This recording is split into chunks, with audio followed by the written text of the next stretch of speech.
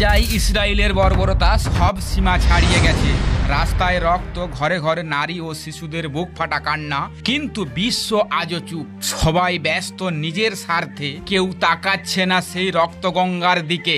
ইসরায়েলের বোমায় মাটির সঙ্গে মিশে গেছে ঘরবাড়ি, স্কুল, হাসপাতাল।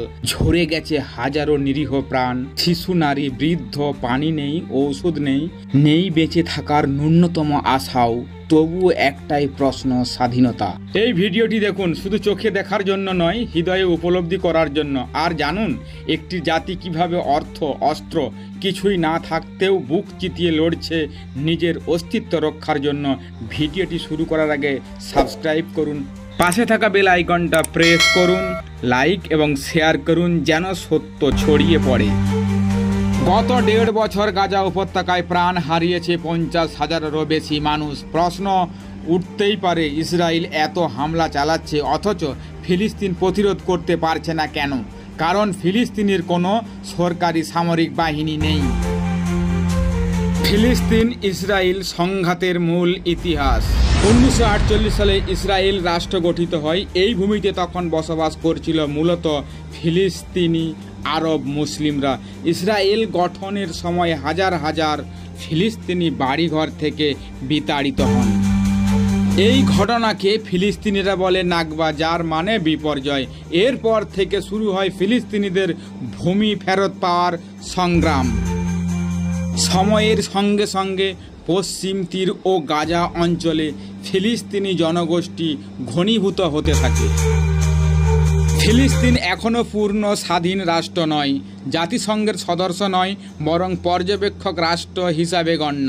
তাই আন্তর্জাতিক আইন অনুযায়ী তাদের সরকারি সেনাবাহিনী গঠন করা অনুমতি নেই।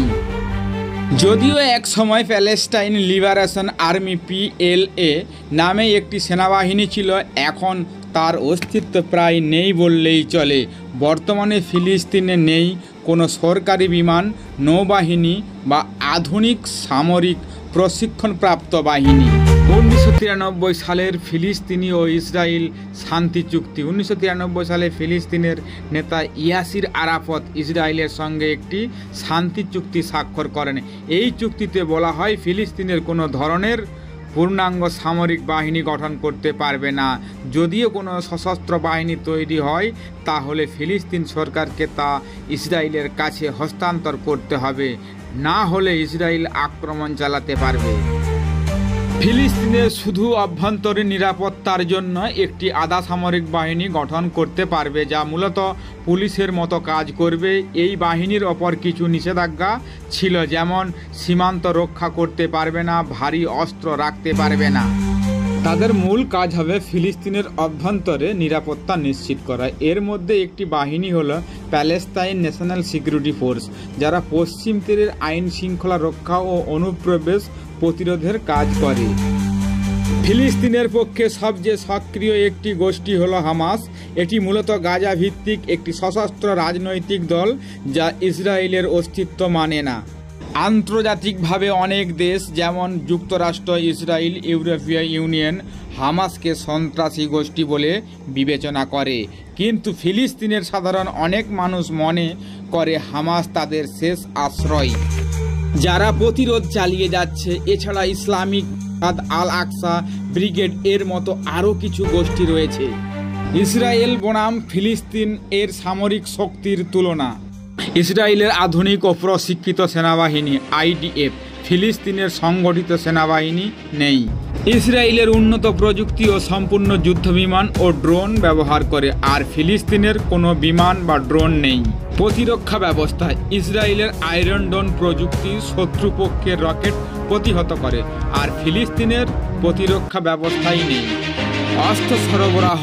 ইসরায়েল যুক্তরাষ্ট্র সহ পশ্চিমা বিশ্বের শক্তিশালী অস্ত্র ও প্রযুক্তি সহায়তা পায়, আর ফিলিস্তিন সীমিত অস্ত্র যা মূলত হাতে তৈরি করা।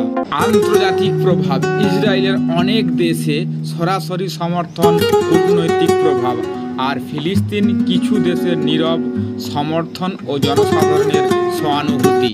ইসরায়েলের টানা বিমান হামলায় গাজা অনেক অঞ্চল ধ্বংস হয়ে গেছে, হাজার হাজার মানুষ নিহত, অনেকেই নারী ও শিশু। হাসপাতাল, স্কুল, বাজার, পানি ও বিদ্যুৎ ব্যবস্থা প্রায় একেবারে ধ্বংস হয়ে গেছে। ফিলিস্তিন জনগণ চরম মানবিক সংকটে। অনেক আন্তর্জাতিক সংস্থা যেমন ইউএন উদ্বেগ প্রকাশ করেছে। কোনো সেনাবাহিনী ছাড়াই এত বড় যুদ্ধ, এটা কি শুধুই প্রতিরোধ না আত্মরক্ষার চেষ্টা?